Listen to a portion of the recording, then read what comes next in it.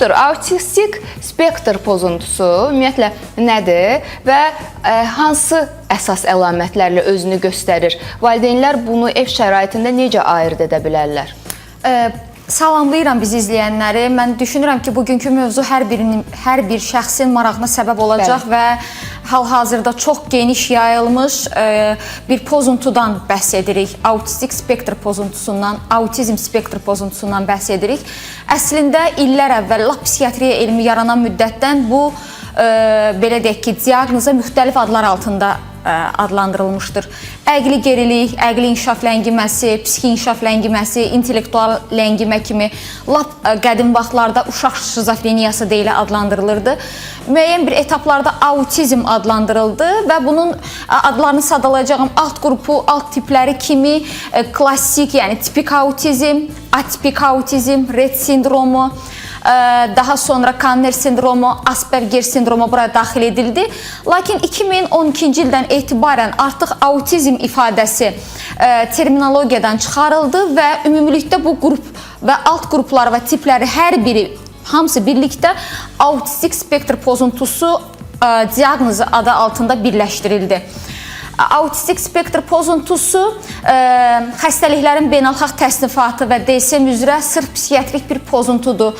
Düzdür, biz buna fərqindəlik deyirik, amma psixiatrik bir xəstəlikdir. Bəli. Çünki bu xəstəliklərin beynəlxalq təsnifatında bir diaqnoz olaraq ad almışdı.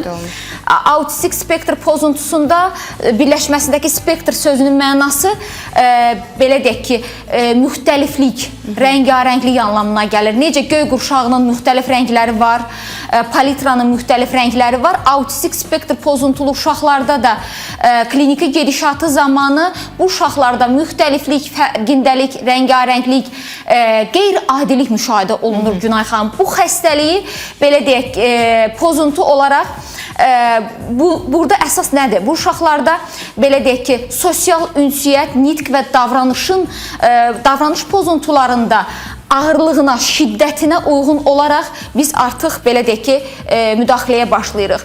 Autistik spektr pozuntusu, autizm zamanı ilk növbədə biz burada gəlin nəyə toxunaq?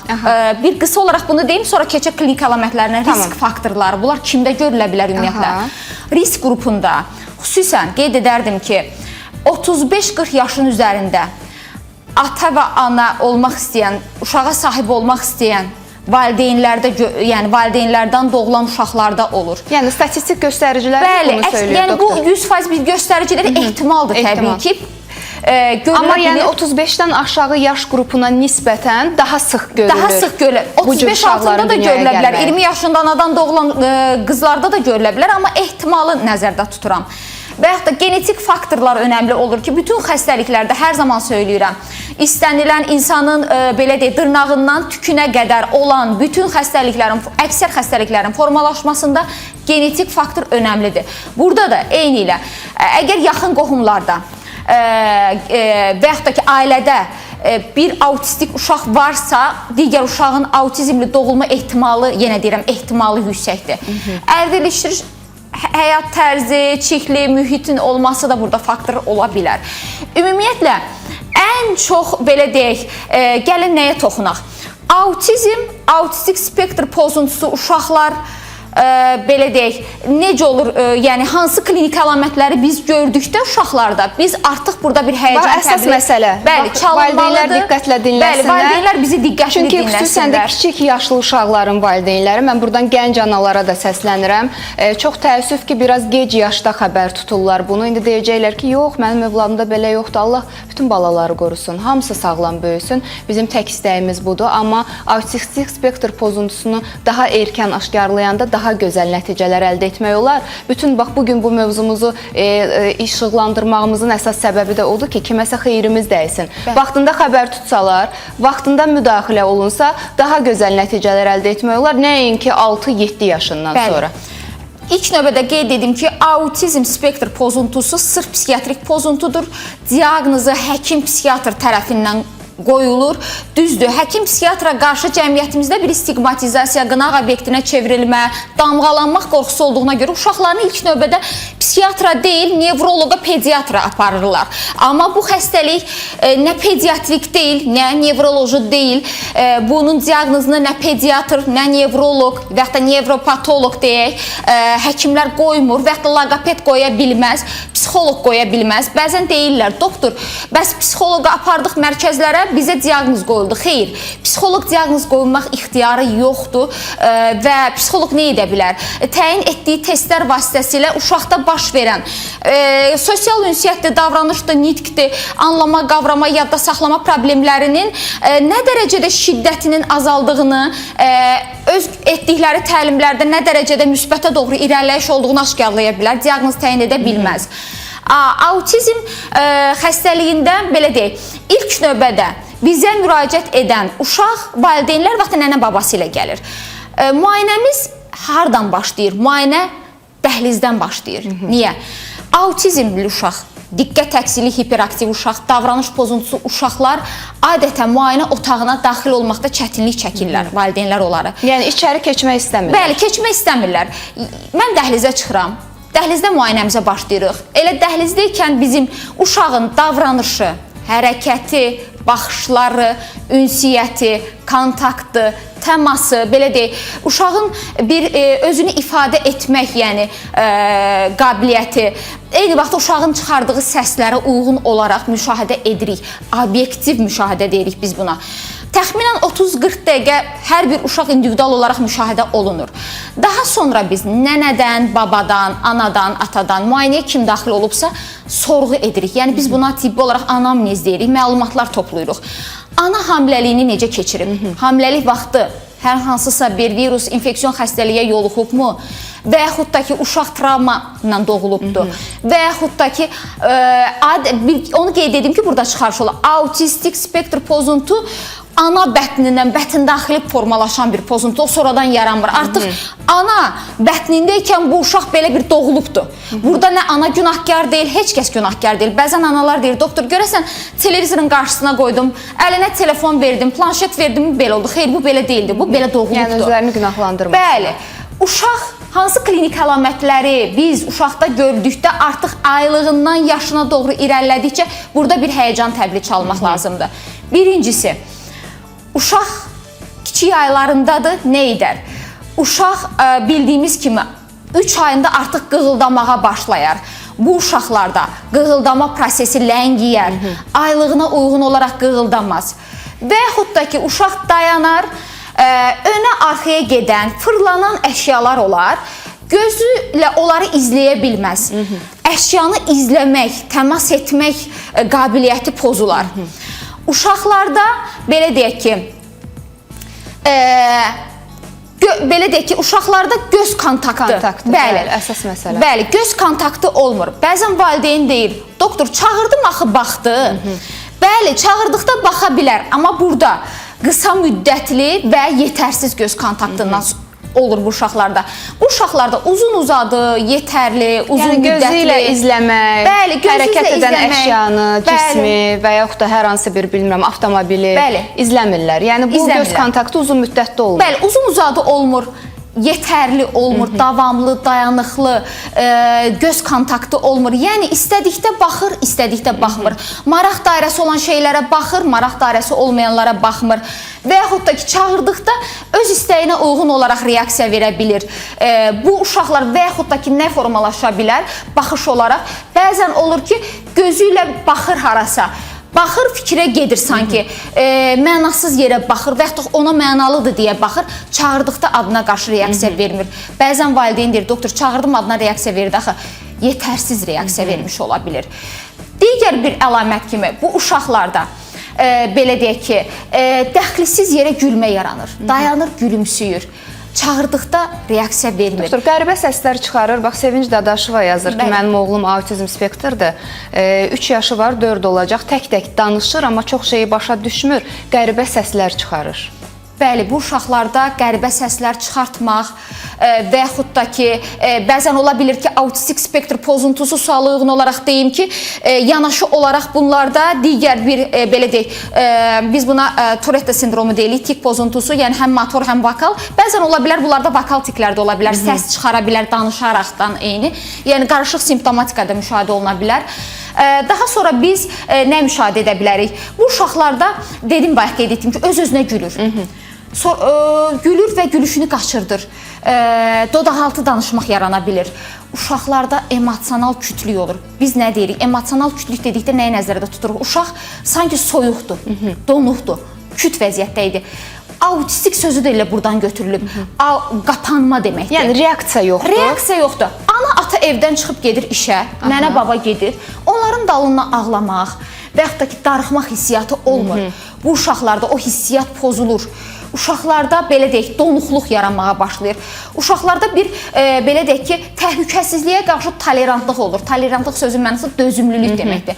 Uşaq yıxılır, ağlamır. Uşağın bir yeri yıxıldıqda yaralanır, qanıyır, ağlamır. Ağrını hiss eləmir sanki. Bəli, tam doğru. Ağrı hissiyatı yoxdur. Uşaq divanın başında gəzir, stulun başında gəzir. Bu reseptorlar yoxdur onlarda, yoxsa necə? Yoxsa beyinlə əlaqəsi itdiyinə görə çox? Bu beynin belə neyronal bağlantısında yaranan pozuntu olduğu üçün bu uşaqlarda hissiyat pozulur. Və uşaqlar belə deyək ki, bu uşaqlarda ağrı hissiyatı dediyiniz kimi olmur.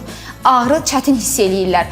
Bu uşaqlar müəyyən müddətdən sonra bu eyni vaxtda bəzən valideyn deyir, doktor, elə sakit uşaqdır ki, elə bil ki, belə qutu kimidir, quzu kimidir, sakitcənə, dillənməz, bu özü də normal deyil. Tam sakit olmaq uşağın belə normal deyil. Bəzən bu uşaqlarda sakitlikdən kənar aqressiyalar yaranmağa başlayır. Aşırı dərəcədə aqressiya olur. Uşaq ətrafı dişləyir, özünü dişləyir, kimisə saçını yolur, dərisini yolur, qanadır və yaxud da ətini didir. Bu uşaqlarda və bir digər bir məsələ də var ki, bu uşaqlar təması sevməz. Ona kimisə toxunmağını, valideynin onu çimizdirməyini, vanna otağına salıb yuyundurmağını sevməz. Toxunarkən qışqırar, aqressiya göstərər. Bu uşaqlar təmasla bağlı olaraq pozuntu yarandığı üçün geyimlərini dəyişməyi sevməz. Fəsillərdə geyim dəyişməyi sevməz. Müayinəmə gələn uşaqlar, bəzən valideyn deyir, doktor, üzürlü sayını geyim dəyişdirə bilmədik. Qış fəslində yaydakı paltarları ilə gələr, yayda qış fəslində. Məsələn, müayinəyə gəlir uşaq, tərlikdə gəlir ayağında. Qalın ayaqqabıları geyinə bilməzlər. Bu uşaqlarda sosial bacarıqları aşağı olar. Bu uşaqları göz-qaş eləyib nəyisə ifadə eləmək istəyirsən, bu uşaqlar onu dərk eləyə bilmirlər. Və yaxud da ki, bu uşaqlarda incə, motor bacarıqları olmur. Ayaqqabısının bağını bağlamaq, belə deyək ki, zamokunu çəkmək, düyməsini bağlamaq, qaytanını bağlamaq, belə deyək də, bu ayaqqabısının bağını bağlamaq funksiyalarını icra edə bilmirlər. Bunlar zəif olur bunlarda. Və yaxud da ki, bu uşaqlar adi reaksiyaları belə qəribə olur, fərqli düşünürlər, düşüncəsində fərqlilik yaranır. Onların beyin olaraq onlarda belə deyək ki, fərqlilik nədən ibarət olur? Qırmızı uşaqlar olur. Bu uşaqlara himcimlə nəyisə başa salmaq olmur. Adamın üzünə qayıdır. Belə deyək ki, elə bir ki, sanki dərk edə bilmirlər müəyyən bir şeyləri. Dərk etmək demişkən, burada nəyə toxunum? İntellektual zehni məsələlərə. Bəzən bu uşaqlarda valideyn deyəcək, indi bizi izləyənlər deyir ki, bəlkə də səsli şəkildə məndən danışırlar. Yaşı mənim uşağımda hər şey normaldır, filan əlamətləri var, zehni filan normal, bu autizm deyil. Bura toxunaq biz. Zehin məsələsi necə olur autizm spektr pozuntusunda? Əziz valideynlər, dinləyək doktorumuzu. Mənim özümə də maraqlıdır, ona görə çox diqqətlə dinləyirəm. Buyurun. Zehni olaraq bu uşaqlarda, Günay xanım, bir qrup uşaqlarda zehni yüksək olur, intellektual yüksək olur, hətta üstün zəki olur bunlarda. Bu uşaqlarda mexaniki qısa müddətli əzbərçilik olur, məntiq olur. Bəzən valideyn deyir, doktor, axı mənim uşağımda intellektual pozuntu yoxdur. Elə gözəl şeir əzbərləyib danışır. Nağılı buradan danışırsan, nöqtə vergülünə kimi çatdırır. Və yaxud da ki, elə yaxşı sayır, bütün nəsildə kökdə hamının adını əzbər bilir. Bu autizm deyil axı deyirlər. Yox. Onu əzbərləyib demək o demək deyil ki, bu uşaqda pozuntu yoxdur. Bu uşaqlarda qısa müddətli mexaniki yaddaş formalaşır. Bu uşaqlarda uzun müddətli, məntiqli, belə deyək ki, obrazlı yaddaş olmur. Doktor, demək ki, riyazi bacarıqları daha aşağı olur. Əzbərlənmək olur, amma riyazi bacarıqlar məntiqi aşağı olur. Bu uşaqlarda nə olur? Belə deyək ki, bir qrup uşaqlarda anlama, qavrama, yadda saxlama, dərk etmə pozuntusu, yəni qabiliyyət aşağı olur bunlarda. Bu uşaqlar belə deyək ki, bəzən mühitdə nə baş verdiyini dərk etmir. Sanki öz dünyalarına qapılır, öz aləmlərində olurlar.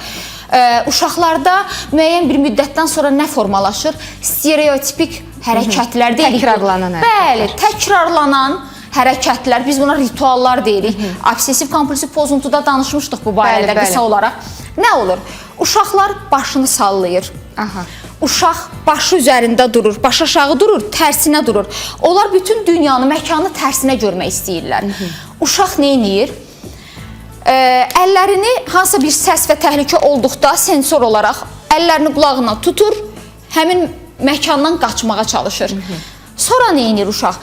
Barmaqlarının, belə deyək, şəhadət, göstərici barmaq və baş barmağını tutur, çırtma çalır və yaxud da ki, həmin bu barmağını burnuna yaxınlaşdırıb, uzaqlaşdırır, yaxınlaşdırıb, uzaqlaşdırır. Bunu dəfələrlə təkrarlayır. Eyni hərəkət, təkrarlanan hərəkətlər. Bəli, Günay xanım. Və yaxud da ki, həmin etapda əllərini açır, qanat çalır. Doktor, əllərlə bağlılıqları çox olur. Əllə bu hərəkətləri bu uşaqlar daha çox edirlər. Daha çox heyecanlı, emosional. Və əllərini daha çox izləyirlərmi? Məsələn, valideynlər yazır ki, bütün günü əllərinə baxır. Əllərinə baxırlar, çevirirlər bəzən mənasız yerə. Otaqda o başa bu başa qaçırlar, yana baxıb qaçırlar və belə deyək ki, və hətta ki, nə edirlər? Bu uşaqlarda önə arxaya getmə, sağa sola getmə, ətrafında fırlanma, yellənmə hərəkətləri, barmaq ucunda gəzmə yaranır. Bu uşaqlarda dediyim bu stereotipik hərəkətdə bəzən deyirlər, doktor, artıq o hərəkətləri eləmir. Bu autizmdən çıxdı, da uşaq bu xəstəlik yoxdur, artıq yoxdur bu xəstəlik. Xeyr, autizm xəstəlik yoxdur demək deyil. Bu stereotipik hərəkətlər şəklini dəyişir. Başqa formaya keçir. Artıq başqa hərəkətlər etməyə başlayır. Bəli, başqa hərəkətlər etmiş ola bilər. Və yaxud da ki, bu uşaqlarda nə olur? Xüsusi özünün sevdiyi qidalar olur. Öz ağız dadı olur, tam olur. Hər şeyi sevməzlər. Bir də nə olur bu uşaqlarda? Bəzən deyirlər, kazeinsiz, glutensiz qidalar veririk. Bizə mərkəzlərdə və ya pediatr, nevrolog bunu qadağan edib. Əgər uşağınızda mədə-bağırsaq problemi yoxdursa, ishalı, yəni diareyası, qarnı getmirsə tez-tez, yəni mədə-bağırsaq peristaltikası sürətli deyilsə, qəbizliyi yoxdursa, köpü yoxdursa, qazı yoxdursa, ürək bulanması yoxdursa, sağlam mədə-bağırsaq yoxdursa, glutensiz, yəni gluten dedikdə biz nə deyirik? Buğdada, çovdarda olan, bəli, ağ çörək, un məhsulları, makarondur, ağ çörəkdir, peçeniya nəzərdə tutulur. Və ya da kazeinsiz, süd və süd məhsulları, qatıq olsun, süd olsun, yoğurt olsun.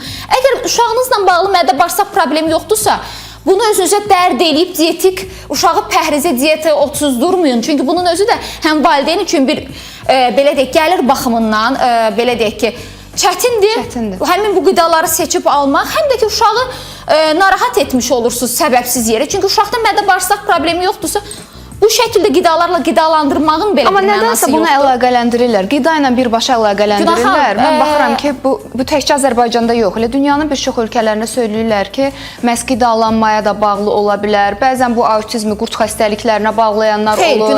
Müxtəlif səbəblər göstərilir. Əgər uşağınızda mədə-bağırsaq problemi yoxdursa, bunu altını cızaraq deyirəm, bu qidalara, glutensiz, kazeinsiz qidalara keçməyin əhəmiyyəti yoxdur.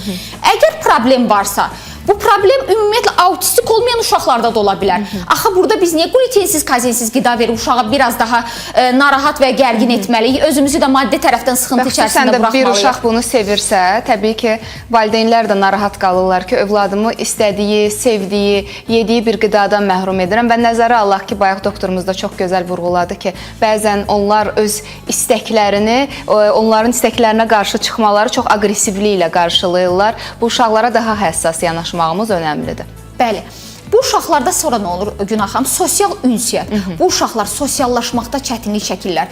Bağçada, məktəbdə, irəliləyən illərdə universitetə daxil ola bilər təbii ki. Çünki əgər dediyim kimi yüngül dərəcəlidirsə burada problem, anlama, qavrama, yadda saxlama, dərk etmə problemləri varsa, bu uşaqlar alim də ola bilər. Bu uşaqların xüsusi istedadları olur, bacarıqları olur. Qəşəng, gözəl rəsm bacarıqları olur. Alim ola bilərlər bunlar. İntellektual bir insan ola bilərlər. Feyziyab eləyə bilərlər hamını. Yəni bunlar da xüsusi istedadlı uşaqlar ola bilərlər. Bu uşaqlar sadəcə sosiallaşa bilmirlər. Autistik sözü də oradan götürülübdür. Bu uşaqlar daha çox internet dünyası var. Daha çox canlı ünsiyyətdən qaçarlar, öz maraqları, dünyaları vardır. Nitq və ünsiyyət problemləri yaranır. Necə olur? Bəzi uşaqlarda yüngül dərəcəli olduqda nitqi normal ola bilər. Ağır dərəcəli autistik uşaqlarda hətta nitq olmur. Bəzən nitq ləngiməsi, danışa bilmirlər. Və yaxud da bu uşaqlarda nə formalaşa bilər? Exalaliya deyirik biz buna. Qarşısındakının danışığını təkrarlayır, sözlərini təkrarlayır. Soruşursan, Bütöv sözü mü deyir, yoxsa müəyyən hecaları deyir, doktor? Bütün sözü təkrarlaya bilər. Sən necəsən, deyəcəksən, necəsən, sən necəsən?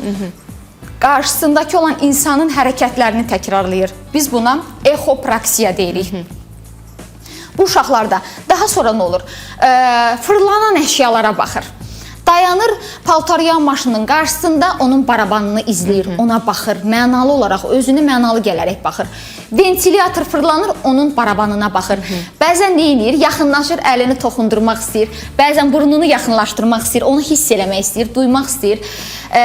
Bu uşaqlarda eyni zamanda bir obsessiv düşüncələr olur. Özünün, belə deyək, xüsusi obsessiyaları var bunların. Özünün xüsusi qidalandığı qidalar var. Özünün xüsusi oynadığı oyuncaqlar var. Özünün xüsusi sevdiyi geyimləri var, onlarla geyinir. Oyuncaqlar demişkən, bu uşaqlar oyuncaqları nə edirlər Günay xanım? Bu uşaqlar oyunla bağlı olaraq məntiqli, obrazlı oyunları oynaya bilməzlər. Oyuncaqları ard-arda düzəllər. Sıra ilə düzəllər. O vaxt bizim oynadığımız bu məntiqli oyunlar var idi. Qaçdı, tutdu, gizlən qaç. Yəni bunlar dərk etmək barədə biraz çətinlik duyarlar. Bəzən valideyn indi izləyə bilər, "Yox doktor, mənim uşağım elə yaxşıdır ki, deyək ha, top oynayırsın, uşaqlara qoşulur, oynaya bilir." Bu uşaqlarda uşaqlarla təmasda da bəzən çətinlik yaranır. Yəni normal, doğru düzgün təmas qura bilmirlər. Oğlan uşağıdırsa maşını oynadıb onun təkərinə baxacaq. Qız uşağıdırsa belə deyək, kuklasının oyuncağının ayaqqabısına baxacaq. Yəni oyuncaqların detallarına meyil göstərməyə başlayırlar. Yəni tam olaraq oyuncağın özünə yox, onun icra etdiyi funksiyaya yox, məhz onun kiçik hissələrinə maraq göstərəcək. Valideynlər çox suallar verirlər və doktorumuzun əlaqə nömrəsini istəyənlər də çoxdur. Qeyd eləyirəm 050 377 54 22 099 377 54 22 qaynar xəttimiz suallarla dolu. Hal-hazırda Instagram səhifəmizə, həmçinin də elə Zaur Günay səhifəsindən açdığım canlı yayımda da çox suallar var. Autizm spektr pozuntusundan əziyyət çəkən uşaqların valideynləri öz fikirlərini, suallarını bildirirlər. Qısa aradan sonra mən həmin sualları doktorumuza səsləndirəcəm. Narahat olmayın. Vaxtımız boldu və Aytən xanım bütün sualları bir-bir cavablandıracaq. Və biz davam edirik. Yeni qoşulan tamaşaçılarımızı da salamlayıram. Onu qeyd edeyim ki, verilişimiz canlı yayımlanır. Gəldik, çatdıq həftə sonuna və bugün cümə günüdür. Cümə gününüz mübarək. Bugün də sizə faydalı olmağa gəlmişik və baxıram izləyicilərimiz çox xoş sözlər yazırlar ki, çox maarifləndirici verilişdir. Minnətdarıq bu cür mövzuları işıqlandırdığınız üçün. İnanın ki, mən efirdə olduğumuz hər gün çalışıram ki, heç olmasa bir neçə insana faydamız dəysin. Təbii ki, dəyərli həkimlərimiz olmasa bu faydamız da olmaz. Başda ATV telekanalının rəhbərliyi olmaqla bütün həkim heyətimizə buradan salamlarımızı çatdırıram və hal-hazırda dəyərli həkimimiz, həkim psixiatrımız Aytən Namazova bizlə bərabərdir. Onu da çox sevirəm, ona görə ki, işini çox sevən, işinə məsuliyyətlə yanaşan bir xanımdır. Gənc görünə bilər, amma gənc görünməsinə baxmayaraq çox illik bir praktikaya sahibdir və bu illər ərzində də pasientləri ondan çox razılıq edirlər və mən bilirəm ki, bizim verilişimiz hər yerdən izlənir. Müxtəlif sahələrdə çalışan insanlar var. Hansı ki,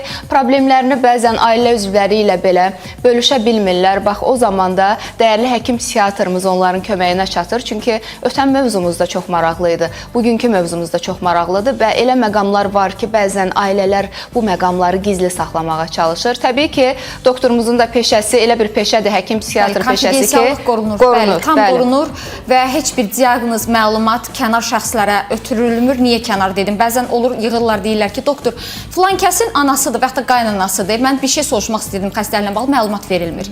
Təbii ki. Məlumat yalnız pasiyentin özünə verilir. O halda ki, pasiyentə resept yazıram. Hər zaman pasiyentlərim bilir. Deyirəm ki, öz şəklinizi çəkirik, telefonunuzda qalıb. Bir də resept.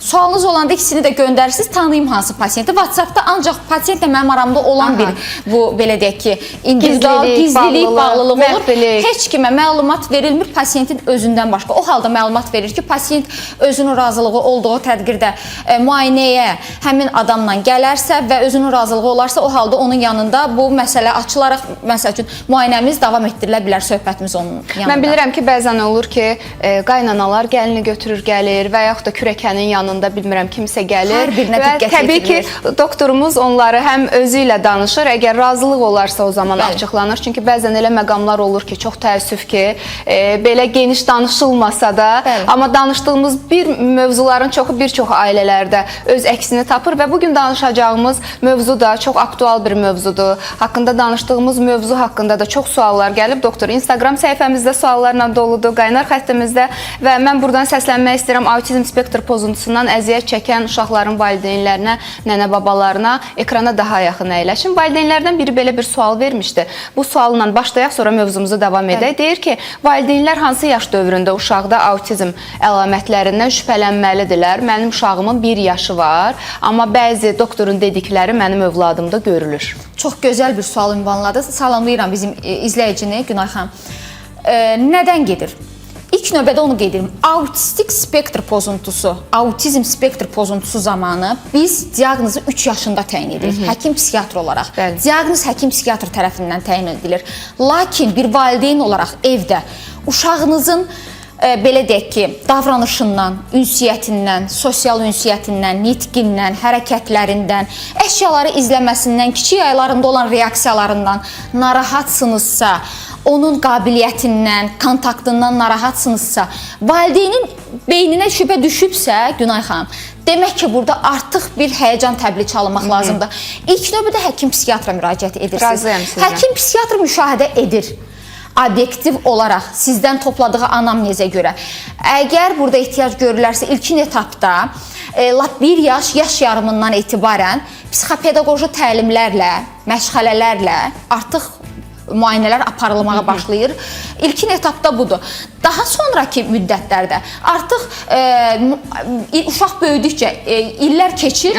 Uşağın bayaq sadaladığım klinik əlamətlərdən başqa eyni zamanda uşaqda əgər aqressiyalar, impulsivlik, şiddət, dişləmə, diqqət əksikliyi, fikrini dərsinə toplaya bilməmək, bir yerə konsentrə ola bilməmək, mühitə adaptasiya ola bilməmək və yaxud da ki, aşırı dərəcədə hərəkətlik yaranarsa, davranış pozuntusu yaranarsa, uşaq tüpürür, dişləyir, qaçır, ananın əlindən cumur, yola qaçır, yuxusu pozulur, yata bilmirsə və yaxud da ki, ümumiyyətlə çox yuxuludursa, gecə yuxusuna, deyir doktor, yatırda bilmirəm, bütün gün uşaq narahatdır, qışqırır. Gecə enurezi varsa, yəni gecə sidik qaçırma problemi varsa, artıq burada diqqətli olub, mütləq şəkildə müalicə ilə etmək lazımdır. Doktor, bax elə dediniz, aqressivliyi ilə bağlı bir ana bizə yazıb ki, mənim qızım qıraq adamları da, yəni kənar adamları demək istəyir. Hətta öz qohumlarımızı belə görəndə hirslənir, acığı tutur. Demək olar ki, təkcə atası ilə yola gedir. Bu, autizm spektr pozuntusu sayıla bilərmi? Neçə yaşındadır Günay? Yaşını qeyd eləmək, çox təəssüf. Instagrama yazıb xanım, mümkünsə yazın yaşını da. Autizm uşaqlarda mən bayaq qeyd etdim, obsessiv düşüncələr öz dünyası olur onların. Bəzən bu insanların özünün də sevdiyi insanlar olur. Elə bir insana maraq, kiməsə bağlanırlar. Evdə ya ataya, ya anaya və yaxud da ki, onlar üçün bir müəyyən şübhəçi bir şeylər də olur. Elə bilir ki, filan kəs onun üçün pisdirsə pisdir, yəni o insan nə qədər ona yaxşılıq da eləsə. Yəni o suala görə konkret qıza, xanıma autizm diaqnozu deyilək bir şey qoymuruq, təyin etmirik. Çünki bir əlamət söyləyir ana. Bilirsiniz necədir? Psixiatrik xəstəliklər, Günay xanım, psixiatrik pozuntular elə bir xəstəlik qrupudur ki, tibbin tam başqa bir qrupudur. Niyə? Çünki psixiatriya elə bildi ki, onu bir əlamətlə və yaxud da ürək xəstəliyi deyir ki, desin təzyiqi qalxdı, filan şey oldu, mən ona filan dərmanı təyin edeyim. Psixiatriyada bəzən individual olaraq hansısa bir diaqnozu dəqiq demirsən ki, bu autizmdir. Bəzən olur, qarışıq simptomatik olur. Bəzən mən onu gözümlə görüb müşahidə eləməsəm, obyektiv olaraq müşahidə etməsəm, çox çətindir. Bəzən mənə yığırlar, deyir ki, doktor, sizdə bir sualım var, indi götürün. Mən filan şeyləri, bəzən olur ki, 100% qaranti verirsiniz. Mənim pasiyentlərim belə bilir ki, xəstəlik sağalırsa, Orada mən o sözü heç vaxt heç kəsə demirəm ki, 100%, amma ümumiyyətlə tibbdə 100% zəmanət deyilən bir şey yoxdur. Amma Günay xanım, o həmişə deyirəm, çöldə pasientlər dayananda bir-birinə söhbət edirlər, falan deyir ki, məsəl üçün, yaxşı oldun, deyirəm, siz mənim rezultatım mənim pasientlərimdir. Təbii, mən nəticə. durum ki, bəli, müayinə etapında özümü tərifləyim və yaxud da ki, efirdə biz indi hansısa bir mövzunu danışırıq, özümü tərifləyim. Bu şeylər yol verilməzdir, bu həkim üçün yaraşmaz bir şeylərdir. Bir dənə də bu sağalmaq məsələsinə gəldikdə deyim ki, buyurun. Autizm xəstəliyi tam sağalırmı? Sağalmır. Bax, onu bayaqdan yazan izləyicilərimiz var. Doktor, bax, elə həmin izləyicilərə səslənirəm. Bu sualın cavabını indi savadlı şəkildə dəyərli psixiatrımızdan, Aytən Namazovadan eşidəcəksiniz. Amma öncə mən doktorun bir əlaqə nömrəsini söyləyim. Çünki hal-hazırda da doktorumuzun əlaqə nömrəsini istəyənlər var. 050 377 54 22, 099 377 54 22 və müalicə etdiyi xəstəlikləri bayaq sadaladıq. Depressiyadan, panik atakdan, həyəcan təşviş pozuntusundan, obsessiv-kompulsiv pozuntudan, saç yolma pozuntusundan, dəri yolma pozuntusundan, bugün haqqında danışdığımız autistik spektr pozuntusundan, diqqət əskiliyindən, hiperaktivlikdən əziyyət çəkənlər, doğum sonraki depressiya, psixi pozuntular, baş beynin üzvü xəstəlikləri fonunda yaranan psixi pozuntular, şizoaffektiv pozuntu, travma sonrası stres pozuntusu, yuxu və oyanıqlıq pozuntusu, yemə pozuntularından əziyyət çəkənlər də Aytən xanımla əlaqə saxlaya bilərlər. 050 377 54 22, digər nömrə 099 377 54 22. Doktor, indi deyin görək, autizm tam sağalan xəstəlikdirmi, diaqnozdurmu, yoxsa yox? Autizm, autistik spektr pozuntusu həkim psixiatr tərəfindən diaqnozu qoyulur. Diaqnoz təyin olunduqdan sonra müayinə etapında artıq bir sıra sosial ünsiyyətdə olan defisit, nitq geriliyi, davranış pozuntusu, aqressiyalar, impulsivlik, dişləməsi, diqqət defisiti, hiperaktivliyi, davranış pozuntusu, yuxu pozuntusu, irəliləyən illərdə uşaqlarda yaranan depressiv epizodu nəzərə alaraq müalicəyə başlanılır. Amma müalicəsi varmı, tam sağalırmı? Çox təəssüf ki, deyirəm ki, autizm spektr pozuntusu tam sağalmır. Amma biz nəyi əldə eləyə bilirik müalicə ilə? Sadaladığım bu pozuntular ki, var idi bayaqları, orada olan klinik tablonu aradan qaldıra bilirik. Məsələn, göz kontaktını qurmaq aradan qalxırmı? Göz kontaktı qurmaq zamanla bayaq qeyd etdiyim ki, stereotipik hərəkətlərdir, yəni o təkrarlanan hərəkətlər, göz kontaktı qurmaq, müəyyən bir hansı ki, artıq orada həm mən həkim psixiatr olaraq işləyirəm burada dərmanlarla, belə deyək ki, o pozuntuların aradan qaldırması üçün, həm də burada psixopedaqoji təlimlərə, məşğələlərə ehtiyac olur. Bilirsiniz necədir? Tam sağalır niyə? Deyirəm mən bunu. Uşaqdan uşağa fərq var. Uşağın müalicəyə verdiyi yanıt, reaksiya. Adətən həmişə müayinəyə gələndə deyirəm, o balaca qız uşaqları ki olur, Günay xanım. Deyirəm, bunların canları yanmasınlar. Bunlar daha tez müalicəyə reaksiya verirlər, daha tez sağalırlar. Yəni sağalma, belə deyim də, müalicədə daha bizim üzgüldürücü nəticəmizi əldə edirlər. Nəyə oğlan uşaqları? Yəni qızlar oğlanlara nisbətən daha tez nəticə əldə etmək olur. Ümumiyyətlə, genetik olaraq biz xanımlar elə bir qurulmuşuq ki, hər şeyə dözümlüyük, reaksiyanı dərhal dünyaya gələndə belə bunu həkimlər söyləyirlər ki, qızlar, rusların sözü daha jivuçidə, daha yaşayan olurlar, daha canlı olurlar. Daha, məsələn, görürsən ki, uşaq da və o qız da və oğlan da eyni xəstəliklə dünyaya gəliblər, amma qız daha tez o vəziyyətdən çıxır, nəinki oğlan, onunla biraz daha çox vaxt sərf eləmək lazımdır. Doktor, bəs yaş baxımından necə? Daha tez müraciət, daha gözəl nəticə deməkdir kimi autizm spektr pozuntusunda? Əgər vaxtında müraciət olunarsa, uşağınızın 8 ayı var, 1 yaşı var, şübhələnirsiniz. Adətən mənim müayinəmə uşaq gətirirlər, Günay xanım, 8 aylıq, 1 yaş 2 aylıq. Deyir doktor, bax və görək burada bu var yoxsa yox. Başlayır valideyn sadalamağa. Bütün gördüklərini, hətta videoya çəkib video görüntülər göstərirlər, şəkillərini çəkirlər. Deyirlər, bax doktor, belə oldu. Biz müşahidə edirik, hər bir şey müayinə etapında araşdırırıq, şübhələniriksə mütləq şəkildə artıq 1 yaş yarımından etibarən təlimlərdir. Qeyd etdiyim pozuntular varsa müalicəyə başlayırıq. Müalicəsində bəzən gəlirlər, inanın Günay xanım, bu vərəq başdan ayağa dərman preparatları yazılmış olur. Mənasız yerə notroplar, beyin qidalandırıcılar, uzun-uzadı dərman preparatları. Qeyd edeyim ki, autizm spektr pozuntusu beynin belə neyronal bağlantısında olan pozuntudur. Burada əsas məqsəd bizim qeyd etdiyim o davranış pozuntusu, diqqət əksikliyi, hiperaktivliyi, yuxu pozuntusunu, uşaqda depressiya varsa, özünə qapanma varsa, uşaq ünsiyyətcil deyilsə, uşaqda yuxu pozuntusu varsa, nitq geriləməsi varsa, bu istiqamətdə müalicəni təyin etmək. Amma nootrop dərmanları eyni qədər verib orada hər hansısa bir effekt görəcəyik, xeyr, siz yanılırsınız. Əksinə biz burada özümüzü aldatmış və gecikmiş mərhələdə artıq psixiatrın qapısını döyürlər. Onda nə deyirlər Günay xanım? Sağalt, qaranti ver. Düzələcək doktor.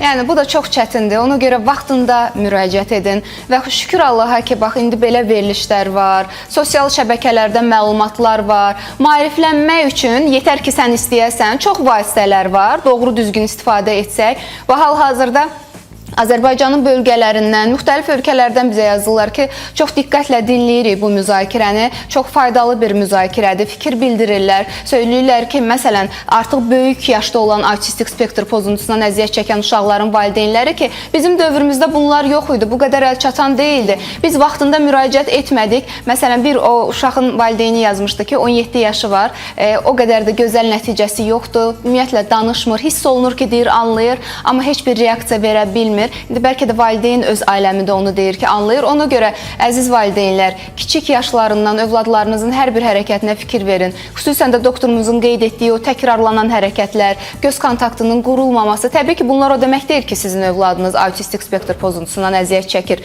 Bir əlamətlə bunu diaqnoz qoymaq mümkün deyil. Amma bəzi hərəkətlər var ki, əgər şübhələnirsinizsə, elə o şübhələri bastırıb, ört-bastır etməyə çalışmayın ki, yox, mən bunu həkimə deməsəm, mənim övladım düzələcək. Çünki bunu ört-bastır etdikcə daha sonra ağır fəsadlarla üz-üzə qala bilərsiniz. Günay xanım, nə deyirlər? O bayaq ki, sözünüzə qüvvət olaraq deyim. Deyir ki, atası da belə idi. Nənə deyir ki, atasını oxşuyub, əmsini oxşuyub. Nə bilim, filan kəsə oxşuyub. Narahat olma, danışacaq, düzələcək. Ki, bəli, uşaqlarımızı digər sağlam uşaqlarla müqayisə edək. Filan kəsin uşağı. Həm yaşıtları ilə. Bəli, sağlam həm yaşıtları ilə. Çünki bu uşaqlar da öz yaşıtlarından geri qalır. Bizim məqsədimiz onu öz həm yaşıtlarına çatdırıb. Bəli. Məktəbə getdikdə eyni öz yaşıtları ilə part arxasında əyləşib, akademik bacarıqlarını bərpa etmək, anlama, qavrama, yadda saxlama, dərk etmə prosesini, öz funksionallığını, onun qabiliyyətini, kontaktını, təmasını, ünsiyyətini bərpa etməkdir. Bu uşaqlarda dialoq yaranmalıdır. Ünsiyyət, Günay xanım, biz necə danışırıq belə ünsiyyətcil? Bu uşaqlar sual verib, sualından aldığı cavabı dərk etməyə qədər həkim nəzarəti altında olmalıdır. Çünki əgər siz əziz valideynlər uşağı dünyaya gətirdiyiniz kimi də onun zəhmətini çəkməlisiniz. O uşaq bizim borcumuzdur. Bəli, bizim borcumuzdur valideyn həm də olaraq. Bir valideynlik bəli, borcu bizim olaraq. valideyn olaraq bir borcumuzdur. Bu uşağı izləmək və lazım olanda dərman təyin edər, həkimə müraciət edərək həkimin məsləhəti ilə. Həkim dedikdə mən burada bax yenə deyəcəm. Biz psixiatra niyə müraciət etmirlər? Fikirləşirlər ki, psixiatr yəqin gedəcəm uşağıma elə bir dərman yazar ki, birdən. Xeyr. Əksinə, bizə qədər müraciət edilən valideynlərdə, Günay xanım, digər ixtisaslı həkimlərdə o qədər vaxt itirirlər ki, gecikmiş mərhələdə müraciət etmiş olurlar. Var idi bir yazan valideyn, Sevinç xanım yazmışdı ki, dəfələrlə müxtəlif nevroloqlarda müalicə almışam, amma ki, heç bir nəticə yoxdur. Sevinç Dadaşova, bayaq sizin sualı səsləndirmişdim, bax, yenidən yazdı ki, bir də nəyim amma bir nəticə yoxdur. Çünki dediyi kimi, doktorun qeyd etdiyi kimi, autistik spektr pozuntusu diaqnozunu həkim psixiatr təyin edir. Yəni, 3 yaşında artıq bu diaqnoz qoyula bilər. Təbii ki, ondan əvvəl şübhələnmisinizsə, daha gözəl olar, təyin oluna bilər. Amma 3 yaşında tam olaraq o diaqnozu təyin edir və müalicələrə başlanılır. Nəyi söyləmək istəyirəm? Autistik spektr pozuntusunun diaqnozu necə qoyulur? Bəzən müraciət edirlər, valideyn deyir, doktor, getdim filan mərkəzlərə, getdim filan həkimlərə, digər ixtisaslı həkimlərdə, uşağın yatıraraq beynini MRT etdilər, EEG müayinəsi etdilər başını və yaxud da ki, qan analizi, qan təhlilləri verdilər, CD analizi verdilər, metabolik testlər verdilər, hormonal testlər verdilər, DNT yoxladılar, hər şeyi də belə də yoxladılar və yaxud da ki, mərkəzlərdə müəyyən testlər etdilər. Dedilər ki, hə, eşitmə testi etdilər. Bax, bu sadaladığım bütün bu müayinələrlə heç birinin autizm diaqnozu qoyulmur. Düzdür, oluna bilərsiniz. Uşağın başında hansısa bir törəmənin çıxmağı, nəyinsə çıxıb-çıxmamağı uşağınızda autizmin olub-olmamasına dəlalət etmir.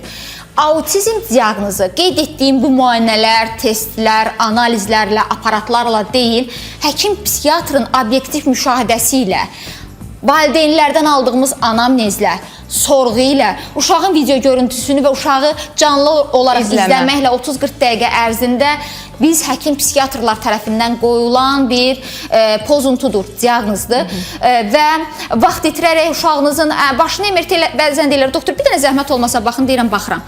Bəs nə gördünüz orada? Məni göstərirlər müayinəni. Deyirəm gördüm, heç bir şey yoxdur. Bəs necə orada nəsə amplitudada bu EEG-də?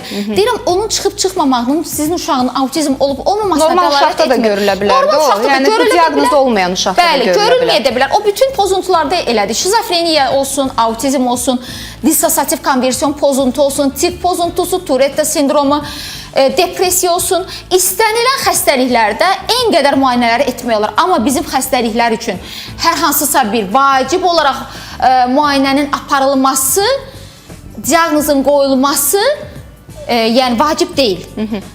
Bu mənim gözlüyümlə müşahidə edirəm, gördüyümüz obyektiv müşahidəmiz kifayət eləyir. Doktor, bu autizm spektr pozuntusundan əziyyət çəkən bir uşaq məktəbə getsə, digər uşaqlarla uyğunlaşa bilərmi? Maraqlı bir sualdır. Bir sualı da əlavə eləsəm olar. Bu da bizim izləyicimizin yazdığı sualdır. Deyir ki, salam adım səslənməsin. Təbii ki, biz hamısını məxfi saxlayırıq. Uşağımın 6 yaşı var. Məktəbə də gedir, amma real həyata sanki öyrəşmir. Xəyal dünyasında yaşayır, əlləri ilə oynayır, bir nöqtəyə baxır, fikrə gedir. Bayaq qeyd etdiyim, bu da məktəbə gedən uşaq, hansı ki, heç bir müalicə almayıb. Salamlayıram izləyicini. İlk növbədə sizin sualınızdan başlayaq, izləyicinin sualına keçək. İlk növbədə qeyd edim, bayaq qeyd etdiyim kimi intellektual və zehni. Yəni burada mən belə deyək ki, əqli, intellektin inkişafına görə 3 qrupa bölünər. Yüngül dərəcəli, orta dərəcəli, ağır dərəcəli uşaqlar.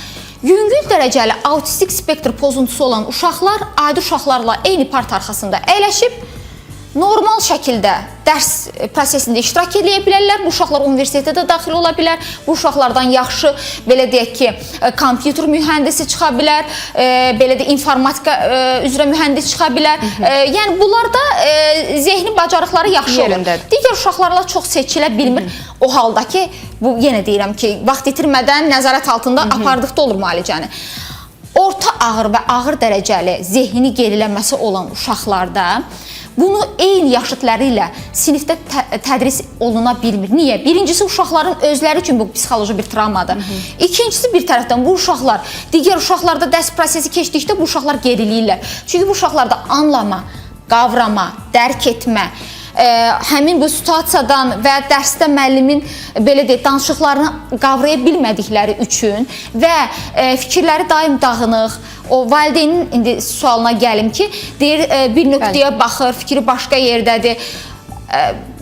Vaxt itirmədən müraciət olunmalıdır. Çünki Günay xanım, artıq o problem varsa, artıq valideyn orada vaxt itirir. Mən elə buradan səslənirəm həmin valideynə. 050 377 54 22 099 377 54 22. Burada bizdə Instagram səhifəsində də nömrəni istəyənlər var. Hal-hazırda bizi Özbəkistandan, Rusiyadan, Qazaxıstandan, Azərbaycanın bölgələrindən izləyən izləyicilərimizə, bizə salam göndərən, xoş sözlər yazan izləyicilərimizə təşəkkürümü bildirirəm. Və Babayev Ruslan belə bir sual yazıb ki, autizm Kanner sindromu haqqında məlumat verə bilərsiniz? Varmı belə bir sindrom? Bayaq qeyd etdiyim Günay xanım, hal-hazırda bütün bunların hər birinə autistik spektr pozuntusu və ya autizm spektr pozuntusu deyilir.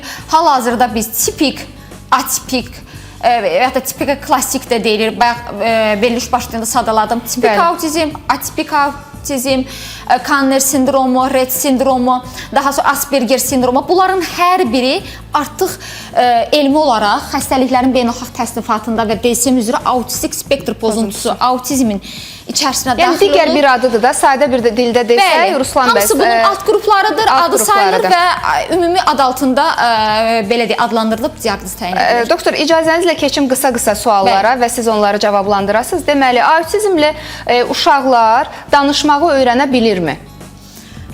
Yenə deyirəm, vaxtında müraciət olunduqda, vaxtında təlimlərə başladıqda, vaxtında həkim psixiatra müraciət edərsinizsə, müalicə tətbiq edilərsə, bu uşaqlar danışa da bilərlər, anlama, qavrama, yadda saxlama şəklində qabiliyyətləri inkişaf edər, akademik bacarıqları normallaşar, yüksələr, irəliləyiş görəcəksiniz və adi məktəbdə oxuyan uşaqlarla eyni sinifdə təhsil ala bilərlər. Aha, və valideynlərin çox verdiyi sualı ümumiləşdirərək verirəm. Düzdür, bayaq doktor birinci hissədə bu haqda danışdı. Ola bilər yeni qoşulanlar var, onlar da eşitsinlər. Planşet və televizor istifadəsi autizmə səbəb ola bilərmi? Günay xanım, burada mən bir məsələyə toxunum. Planşet, telefon, kompüter, televizor, bunlar hər biri tətikləyici faktor ola bilər. Qıcıqlandırıcı. Bəli, qıcıqlandırıcı faktor ola bilər. Bu uşaq onsuz da doğumdan autizmlə doğulub. Bu ana bətnində formalaşır. Ana bətnindən belə formalaşır. Xəmiri belə yoğrulub bu uşağın, belə deyim. Uşaqda belə deyək, olsun 1 yaş yarımında, olsun 2 yaşında, olsun 1 yaş 8 ayında bu artıq özünü biruzə verəcək. Amma nədən gedir söhbət?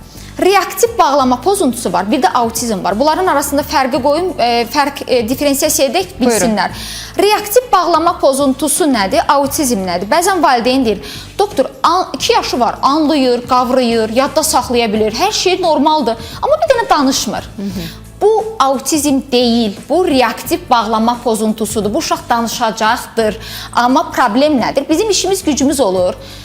İşləyən valideynlər olur. Götürür və ya da uşaq yemək yeməlidir. Götürür telefonu, planşeti verir əlinə, deyir ki, qoy oynatsın, yeməyini utsun, yesin, Maşa Medvedə baxsın, nə bilim, bəlkə başı qarışsın, amma yeməyini yesin. Bu zaman uşaqlarda nitq, danışma, təfəkkür ləngiyir. Müəyyən müddətdən sonra danışa bilər. Amma yenə də burada mütəxəssis baxıb ayırd eləməlidir, həkim, psixiatr ki, bu reaktiv bağlama pozuntusudur, yoxsa autizmdir. Aha. Və aqressiv davranışlarla bağlı yazan valideynlər üçün bir cümlə ilə mən istəyirəm bu sualı cavablayasınız. Autizmli uşaqlarda aqressiv davranışlar normaldırmı? Autizm uşaqlarda aqressiv davranışlar ola bilər. Çünki bəzən onlar danışa bilmir. Danışdıqları fikri emosional olaraq çatdıra bilmir. Bəzən öz saçlarına, başlarına vururlar, kimisə saçını yola bilirlər, özünü dişləyə bilirlər, özünü yerə yıxa bilərlər, yerə çırpa bilərlər, yaralaya bilərlər, qanaya bilərlər. Bu müddətdə də hissiyatsızlıq yarana bilər, ağrı hissiyatı olmaya bilər. Aqressiyalar, impulsivlik, aşırı davranış pozuntusunun olması da autizm zamanı görülə də bilər, görülməyə də bilər. Görülərsə təbii ki, müalicə olunub, aradan qaldırılır bunlar. Doktor, bir də mən istəyirəm son olaraq bir cümlə ilə həmin ailələrə və bir də ola bilər ki, həmin uşaqlar bağçaya, məktəbə gedirlər, onlarla çalışan müəllimlərə ən vacib tövsiyələriniz nə olardı? Autizm uşaqların valideynləri çox, belə deyək ki, onlar üçün bu diaqnozu, adını eşitmək böyük bir çətindir. Və bu müayinə etapında soruşurlar, doktor, autizmdirmi, yoxsa yox? Adətən mən müayinədə gəldikdə valideynlərə diaqnoz təbii ki, təqdim olunur, deyilir, söylənilir, amma böyük yaşlı insanlar müraciət etdikdə, əgər ətrafında onun müəyyən bir etaplar olur ki, onlara psixotik vəziyyətə uyğun olaraq diaqnozlar deyilmir. Autizm, əgər vaxtında müraciət edərsinizsə, çox yaxşı irəliləyiş və böyük bir nəticə əldə etmiş ola bilərsiniz. Vaxt itirmədən həkim, psixiatra müraciət olunmasında böyük bir fayda var. Əgər istəyirsinizsə, övladınız cəmiyyətə qoşulsun, gələcəkdə öz yaşıtları ilə eyni təhsil alsın və hətta ali təhsil alaraq işini icra eləyə bilib, hətta ailə həyatı qura bilsin və bunun üçün vaxt itirməmək lazımdır. Dəyərli mütəxəssisimiz Aytan Namazovaya müraciət eləyə bilərsiniz. Həkim psixiatrla əlaqə 050 377 54 22 099 377 54 22. Bir cəmiyyət olaraq da autizm spektr pozuntusundan əziyyət çəkən uşaqlara bacardığımız qədər yardım etməliyik, o ailələrə dəstək olmalıyıq. ATV xəbərin 14:00 buraxılışından sonra davam edəcəyik. Gözünüz bizdə olsun.